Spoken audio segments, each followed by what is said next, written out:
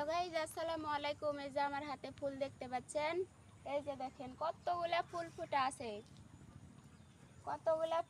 আছে, আর এই যে এই গাছগুলো কিসের গাছ জানেন?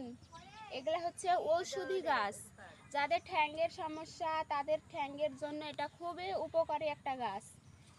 এই গাছ এত পরিমাণ হয়েছে আমাদের গ্রামে, অন্যান্য গ্রামে হয় কিনা জানি না, কিন্তু আমাদের গ্রামের এই জায়গাতে প্রচুর পরিমাণে হয়।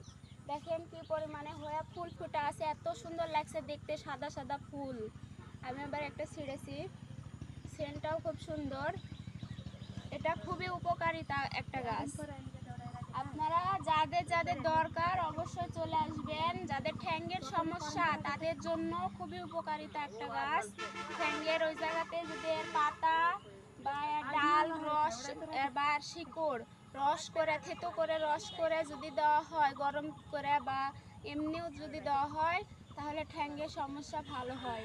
ঠ্যাংলে হাঁটতে পারে না যারা, অনেক উপকারিতা একটা গাছ।